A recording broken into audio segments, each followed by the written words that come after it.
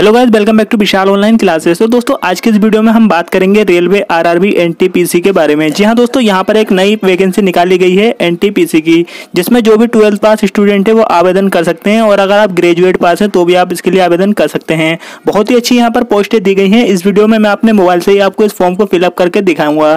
तो यहाँ पर मैंने ये वेबसाइट भी ओपन कर रखी है। इसके बाद आपको क्या क्या स्टेप फॉलो करने होंगे वो भी इस वीडियो में हम जानेंगे। तो दोस्तों सबसे पहले हम बात करते हैं इसकी प्रारंभ तिथि की। तो दोस्तों इस वीडियो को बनाने में हमें बहुत ज़्यादा लेट हो गया है, क्योंकि इसकी जो लास्ट डेट है 31 मार्च है। अगर हम भुगतान की बात करें तो यहाँ पर भुगतान की अंतिम तिथि जो है 12 अप्रैल रखी गई है। यहाँ पर अगर हम फीस की बात करें तो 500 रुपये, अगर आप जनरल या ओबीसी कैटेगरी में आते हैं तो आपको 500 रुपये फीस देनी होगी। वहीं अगर आप एससी या एसटी वर्ग में आते हैं तो आपको 250 रुपये शुल्क देना होगा। और दोस्तों यहाँ पर हम बात करें एज लिमिट की, तो यहाँ पर 18 से 33 वर्ष आपकी आयु सीमा रखी गई है। और अगर आप एससी एसटी कैटेगरी में आते हैं तो आपको यहाँ पर जो है छूट मिल जाएगी।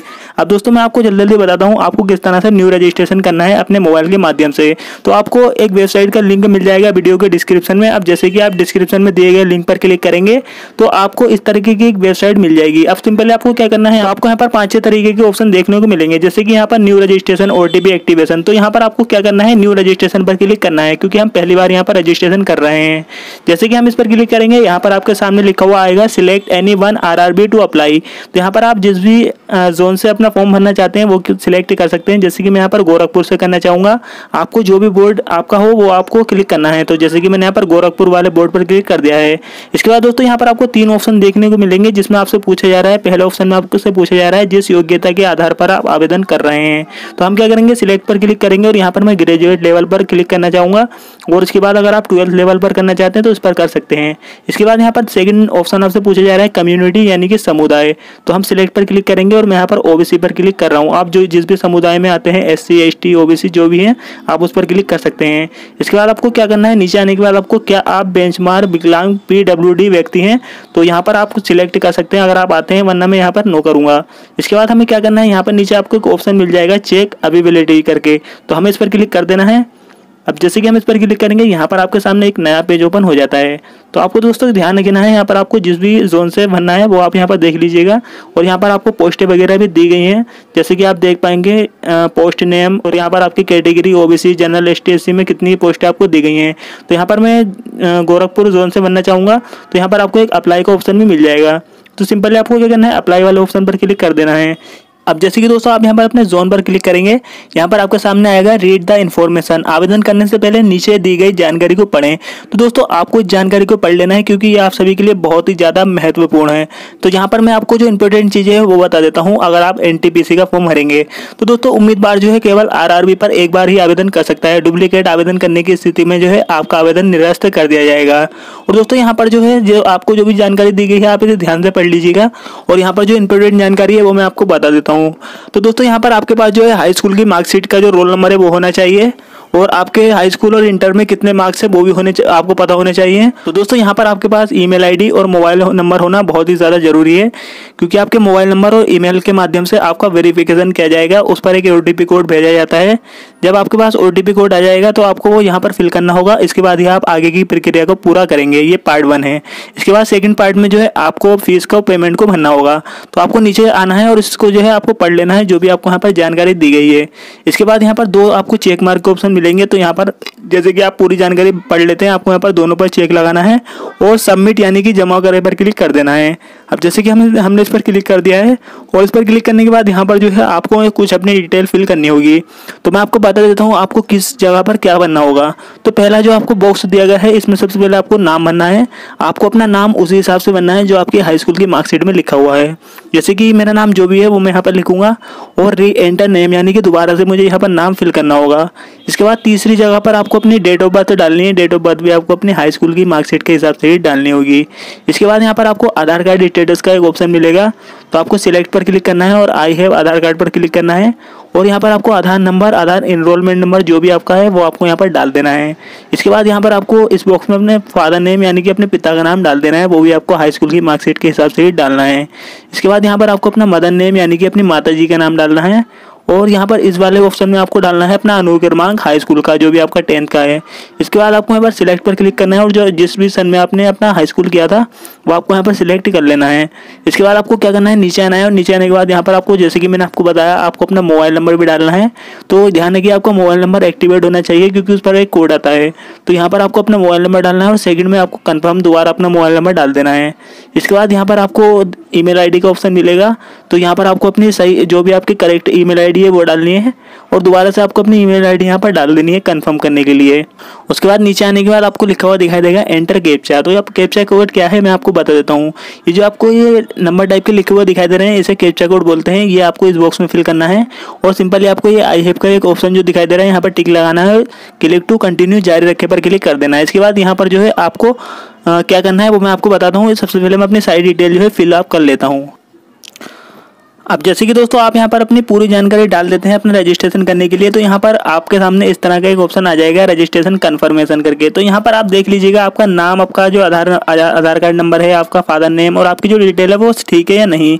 तो अगर आपको अपनी डिटेल यहाँ पर गलत लगती है या फिर आप इसमें कुछ चेंज करना चाहते हैं तो आप नीचे आइएगा और यहाँ पर आपको no I want to change some details पर क्लिक करना है। यहाँ पर आपको टिक करने के बाद यहाँ पर आपको बैक टू डिटेल्स पर क्लिक कर देना है। अगर आपकी सारी डिटेल यहाँ पर आपको ठीक दिखाई देती है तो आपको ये करना है आई हैव वेरीफाइड पर क्लिक कर देना है और इसके बाद आपको सबमिट यानी कि जमा करे पर क्लिक कर देना है। तो जैसे कि दोस्तों मैंने जो अपनी सारी डिटेल यहाँ पर ठीक भर रखी है तो मैं क्या करूँगा, यहाँ पर मैं सबमिट जमा करे पर क्लिक कर दूंगा। तो हम क्या करेंगे, यहाँ पर क्लिक कर लेते हैं। तो जैसे कि हम यहाँ पर इस पर क्लिक करेंगे इसके बाद यहाँ पर आपके सामने आएगा वेरीफाइड थर्ड ओटीपी के माध्यम से सत्यापित करें। तो यहाँ पर दोस्तों मेरे पास जो है 2 ओटीपी कोड आएंगे और इसके बाद हमें क्या करना है, हमें यहाँ पर जो है वेरीफाइड थर्ड ओटीपी पर क्लिक कर देना है। तो हम इस पर क्लिक कर लेते हैं। तो जैसे कि दोस्तों हम इस पर क्लिक करेंगे यहाँ पर हमारे पास जो है हमारे ईमेल आईडी पर और हमारे मोबाइल नंबर पर एक ओटीपी कोड आया हुआ है। जैसे कि मैंने आपको पहले ही बताया था, आपको अपना मोबाइल नंबर और अपना मोबाइल नंबर और ईमेल आईडी ठीक डालनी है। तो मेरे पास जो है दोनों ओटीपी कोड आ चुके हैं। मैं तो जल्दी से यहाँ पे इसको वेरीफाई करके आपको दिखा देता हूँ। तो जैसे कि दोस्तों मैंने यहाँ पर अपना ओटीपी कोड डाल दिया है, अपनी ईमेल आईडी का भी, अपने मोबाइल नंबर का भी। और दोस्तों यहाँ पर फर्स्ट वाले में आपको अपनी ईमेल आईडी डालनी होगी। इसके बाद नीचे आने के बाद आपको जो कैप्चा कोड दिखाई दे रहा है वो यहाँ पर आपको फिल करना है और सबमिट पर क्लिक कर देना है। तो मैंने यहाँ पर सबमिट यानी कि जमा करे पर क्लिक कर दिया है। अब जैसे कि हम क्लिक करेंगे तो यहाँ पर हमारा रजिस्ट्रेशन जो है हो चुका है और यहाँ पर हमारे सामने हमारा रजिस्ट्रेशन नंबर आ चुका है। तो हम क्या करेंगे, इस रजिस्ट्रेशन नंबर का हम स्क्रीनशॉट ले सकते हैं। तो दोस्तों मैंने इसका स्क्रीनशॉट ले लिया है। अब हमें लॉगिन पर क्लिक करना है। अब जैसे कि हम लॉगिन पर क्लिक करेंगे इसके बाद यहाँ पर आपको अपना रजिस्ट्रेशन नंबर डालना होगा और पासवर्ड में आपको अपनी ईमेल आईडी डालनी होगी। तो मैं यहाँ पर जल्दी से अपना ईमेल आईडी और अपना रजिस्ट्रेशन नंबर डाल लेता हूँ। तो यहाँ पर मैंने अपना registration number, date of birth डाल दी है। अब हमें क्या करना है, लॉगिन पर क्लिक कर देना है। तो जैसे कि मैंने यहाँ पर लॉगिन पर क्लिक किया और यहाँ पर लॉगिन करने के बाद जो है हमें नीचे आ जाना है। और नीचे आने के बाद दोस्तों यहाँ पर आपको जो है अपनी डिटेल भरनी है। तो डिटेल में आपको क्या क्या भरना है वो मैं आपको दिखा देता हूँ। तो दोस्तों यहाँ पर आपको लिखा हुआ दिखाई देगा समकक्ष के रूप में आवेदन करने वाले उम्मीदवारों के लिए अनिवार्य नहीं है। तो दोस्तों आप इसे छोड़ सकते हैं। इसके बाद आपको यहाँ पर नीचे कम्युनिटी यानी कि समुदाय लिखा हुआ दिखाई देगा।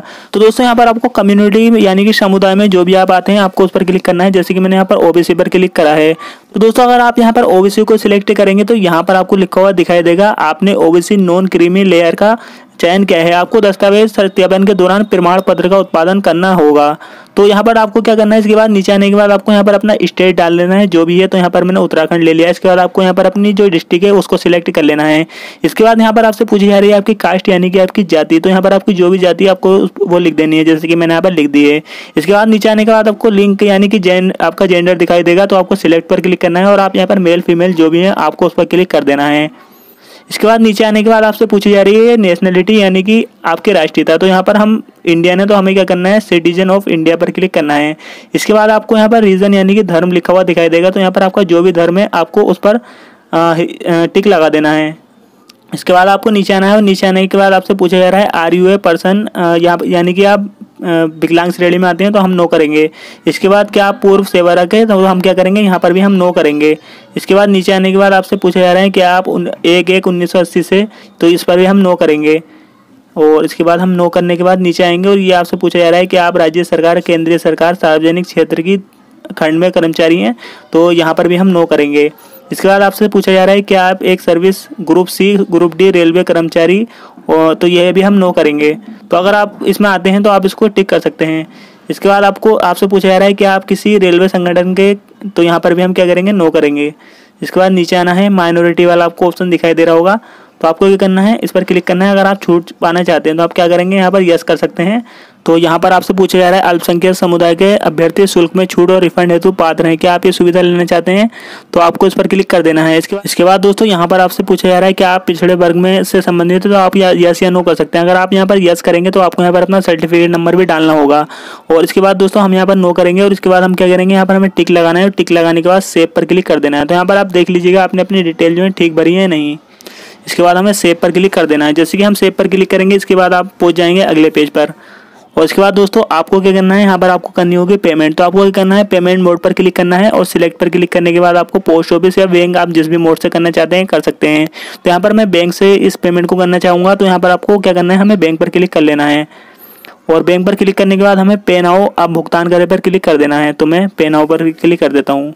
तो इसके बाद यहाँ पर आप आ चुके हैं पेमेंट मोड पर। अब दोस्तों आपके पास डेबिट कार्ड, क्रेडिट कार्ड या फिर आपके नेट बैंकिंग है, आप उस हिसाब से जो है अपनी पेमेंट कर सकते हैं। तो यहाँ पर आपको चार्ज भी दिख जाएगा, कितना चार्ज आपको देना होगा। तो यहाँ पर मेरे पास जो है दूसरा बैंक अकाउंट है, यानी कि मेरे पास जो है डेबिट कार्ड किसी और बैंक का है। तो अगर आपके पास SBI का है तो आप यहाँ पर स्टेट बैंक पर क्लिक कर सकते हैं। अगर आपके पास किसी और बैंक का डेबिट कार्ड है तो आप अदर बैंक डेबिट कार्ड पर क्लिक करेंगे।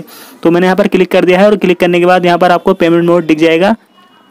तो यहाँ पर दोस्तों हम क्या करेंगे, कन्फर्म पर क्लिक कर देंगे। कन्फर्म पर क्लिक करने के बाद आपके पास यहाँ पर इस तरीके का पेज आ जाएगा। अब आपको दोबारा से कन्फर्म पर क्लिक करना है और जैसे कि आप यहाँ पर कन्फर्म पर क्लिक करेंगे, यहाँ पर आपसे मांगा जाएगा आपका कार्ड नंबर। तो यहाँ पर आपको क्या करना है, आपको अपना जो डेबिट कार्ड का कार्ड नंबर है, एक्सपायरी डेट है, और वो आपको यहाँ पर डाल देना है, CVV नंबर वगैरह। और दोस्तों आपको टेंशन लेने की ज़रूरत नहीं है, यहाँ पर आपकी जो डिटेल है वो सेफ रहेगी। तो यहाँ पर मैं जल्दी जल्दी अपनी कार्ड की डिटेल आपको डाल के दिखा देता हूँ। तो दोस्तों यहाँ पर हमारे पास जो है OTP भी आ चुका है और मैंने यहाँ पर अपने जो कार्ड का OTP है बैंक का वो भी डाल दिया है। इसके बाद हमें सबमिट पर क्लिक कर देना है। अब जैसे कि हम यहाँ पर सबमिट पर क्लिक करेंगे, यहाँ पर आपके सामने नेवर लिखा हुआ दिखाई देगा। तो यहाँ पर आपको इस पेज को जो है बिल्कुल भी रिफ्रेश नहीं करना है। तो यहाँ पर आप देखेंगे आपकी जो पेमेंट है सक्सेसफुल हो चुकी है। तो यहाँ पर जो है आप इसका स्क्रीनशॉट ले सकते हैं। तो मैं इसका स्क्रीनशॉट यहाँ पर ले लेता हूँ। तो इसके बाद दोस्तों यहाँ पर जो है आपकी पेमेंट हो चुकी है। अब हमें नीचे आना है और नीचे आने के बाद आपको धन वापसी प्राप्त करना चाहते हैं तो यहाँ पर दोस्तों इस ऑप्शन को आपको ध्यान देना है। यहाँ पर आपको सिलेक्ट पर क्लिक करना है और यस पर आपको क्लिक कर देना है। यहाँ पर जो है जब आपका CBT फर्स्ट पेपर हो जाएगा तो आपकी फीस जो है वापस हो जाएगी। इसके बाद हमें क्या करना है, नेक्स्ट पर क्लिक कर देना है। और इसके बाद दोस्तों आपको नीचे आना है और नीचे आने के बाद आपको यहाँ पर पोस्ट नेम लिखा हुआ दिखाई देगा। तो यहाँ पर आपको क्या करना है, सेट परफॉर्मेंस यानी कि प्राथमिकता सेट करने पर क्लिक कर देना है। अब जैसे कि आप इस पर क्लिक करेंगे इसके बाद आप देख लीजिएगा आप किस पोस्ट को जो है पहले यहाँ पर मान्यता देना चाहेंगे। इसके बाद यहाँ पर जो है आप अपने हिसाब से सेट कर सकते हैं इसको। तो मैं जल्दी जल्दी इन सारी पोस्टों को जो है सेट कर लेता हूँ। तो दोस्तों हमें जिस भी पोस्टों को यहाँ पर प्राथमिकता देनी थी वो मैंने यहाँ पर दे दी है। इसके बाद आपको जो भी यहाँ पर ठीक लगता है वो कर लीजिएगा। और इसके बाद आपको क्या करना है, यहाँ पर आप अगर इसमें कुछ चेंजेस करना चाहते हैं तो नो पर क्लिक करना है, वरना मैं यहाँ पर आई हैव वेरीफाइड पर क्लिक करूँगा। इसके बाद आपको नीचे आने के बाद एक्सेप्ट स्वीकार करे पर क्लिक कर देना है। उसके बाद जो है आपको नीचे आना है और नीचे आने के बाद आपको यहाँ पर आपको अपनी डिटेल डालनी है बोर्ड की, यानी कि आपको अपनी 10th की सबसे पहले यहाँ पर डिटेल डालनी है। तो यहाँ पर आपका बोर्ड कौन सा था, तो यहाँ पर हमारा स्टेट बोर्ड था तो हमने इस पर क्लिक कर दिया। इसके बाद आपसे पूछा जा रहा है आपका राज्य है, तो यहाँ पर आपका जो भी राज्य होगा आपको उसको सिलेक्ट कर लेना है। इसके बाद जैसे कि मैं यहाँ पर अपने राज्य को भी सिलेक्ट कर लेता हूँ। इसके बाद आपसे पूछा जाएगा आपका जिला यानी कि आपका डिस्ट्रिक्ट, तो यहाँ पर इस पर हम क्लिक करेंगे और अपने ज़िले को भी यहाँ पर सिलेक्ट कर लेंगे। इसके बाद यहाँ पर जो आपका 10th का जो भी आपका ईयर है वो यहाँ पर ऑटोमेटिक सिलेक्ट होगा। इसके बाद यहाँ पर आपसे पूछी जा रही है आपकी डिग्री, तो डिग्री पर आपको क्लिक करना है और यहाँ पर आपके पास जो भी डिग्री, तो यहाँ पर हमने अपनी डिग्री पर क्लिक किया। और यहाँ पर आपसे पूछा जा रहा है आपका विषय कौन सा था, तो यहाँ पर हम अपना विषय भी डाल लेते हैं। जैसे कि दोस्तों आप ये अपनी डिटेल फिल कर लेते हैं। नीचे आना है, इसके बाद आपसे पूछी जाएगी आपकी भाषा मातृभाषा, तो यहाँ पर हमारी हिंदी है तो हम यहाँ पर हिंदी पर क्लिक कर लेते हैं। इसके बाद यहाँ पर परीक्षा की भाषा आप कौन सी चुनना चाहेंगे, तो यहाँ पर मैं लेना चाहूँगा हिंदी, आप कोई भी सिलेक्ट कर सकते हैं। इसके बाद आपसे पूछा जाएगा आपका एड्रेस, जो भी आपका एड्रेस है करेक्ट वाला वो आपको यहाँ पर फिल कर देना है एड्रेस 2 में। इसके बाद आपको यहाँ पर अपना स्टेट, आपको अपना डिस्ट्रिक्ट, आपको आपका जो वर्गीकरण है वो डाल देना है, सिटी टाउन जो भी है वो भी डाल देना है, पिन कोड भी डाल देना है। इसके बाद दोस्तों यहाँ पर आपको अपना फोटो और सिग्नेचर अपलोड करना होगा। अगर हम फोटो की बात करें तो फोटो का जो साइज है आपका 20 से 50 KB के बीच में होना चाहिए। वहीं अगर हम आपके सिग्नेचर की बात करें तो सिग्नेचर का जो साइज है वो 10 से लगभग 40 KB के बीच में होना चाहिए। और दोस्तों यहाँ पर अगर आप इस तरीके के फोटो अपलोड करेंगे तो एक्सेप्ट नहीं होंगे, जैसे कि आप यहाँ पर 6-7 फोटो देख रहे होंगे। और ज़्यादा जानकारी के लिए आप यहाँ पर व्यू मोड पर क्लिक कर सकते हैं। तो यहाँ पर जो है आपको फोटो इस तरीके का अपलोड करना है। तो मैं जल्दी से अपना फोटो और सिग्नेचर आपको यहाँ पर अपलोड करके दिखा देता हूँ। तो दोस्तों यहाँ पर हमने अपना फोटो और सिग्नेचर अपलोड कर दिया है। अब हमें क्या करना है, नीचे आना है और यहाँ पर आपको टिक लगा देना है। टिक लगाने के बाद सबमिट यानी कि जमा करे पर क्लिक कर देना है। अब जैसे कि हम इस पर क्लिक करेंगे, इसके बाद यहाँ पर आप देख पाएंगे आपका जो फॉर्म है वो पूरा कंप्लीट हो चुका है। अब दोस्तों यहाँ पर आपको दो ऑप्शन दिखाई देंगे, प्रिंट एप्लीकेशन। अगर आप आवेदन को प्रिंट करना चाहते हैं तो आप प्रिंट कर सकते हैं, वरना आप यहाँ पर डाउनलोड एप्लीकेशन पर क्लिक करके इसको डाउनलोड भी कर सकते हैं।